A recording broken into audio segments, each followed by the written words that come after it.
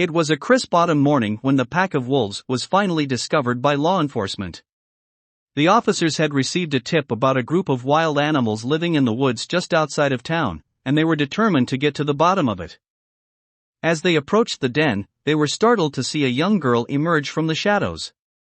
She was thin and dirty, with matted hair and a wild look in her eyes. She was completely naked and covered in scratches and bites, as if she had been living with the wolves for some time. The officers were shocked and immediately called for backup. They knew they needed to approach the situation carefully, as the girl was clearly in a state of extreme distress. As more officers arrived on the scene, they began to devise a plan to capture the girl and bring her to safety. But the wolves were fiercely protective of their young, and they weren't about to let the officers take her without a fight. The officers were forced to use tranquilizers to subdue the wolves, and after a tense standoff, they were finally able to bring the girl back to civilization. As soon as she arrived at the hospital, the girl was given a thorough examination. It was clear that she had been living with the wolves for some time, and she had suffered numerous injuries as a result. But despite her rough upbringing, the doctors were amazed by her resilience and determination to survive. As word of the girl's discovery spread, social workers and child protective agents descended on the hospital to try and figure out what to do with her. They knew she would need special care and attention in order to fully reintegrate into society, and they were determined to give her every chance at a normal life. Over the next few weeks, the girl underwent intensive therapy and rehabilitation.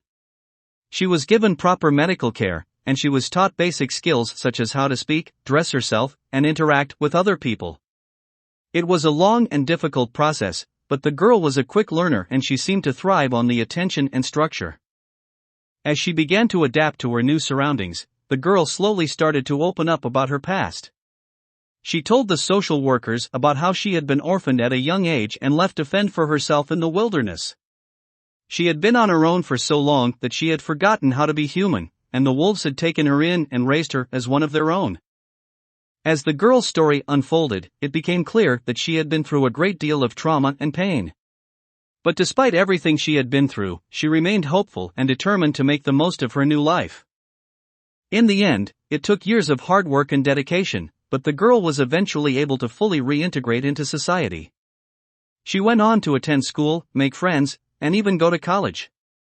She became a successful and well-respected member of her community, and she never forgot the lessons she had learned during her time with the wolves. As she looked back on her journey, the young teenage girl knew that she had come a long way since that fateful day in the woods. She had faced countless challenges and overcome countless obstacles, and she had done it all with grace and determination.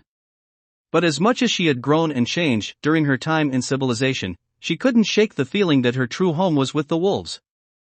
So, one day, the girl made the decision to leave behind her human life and return to the woods to live with her wolf family. She knew it would be a difficult decision, but she couldn't resist the call of the wild. And so, she packed her bags and set out into the forest, determined to make a life for herself among the trees and the animals. The girl has been living in the woods ever since, hiding from all other humans and contentedly living among the wolves. She is still there today, happy and free, surrounded by the creatures she loves most in the world.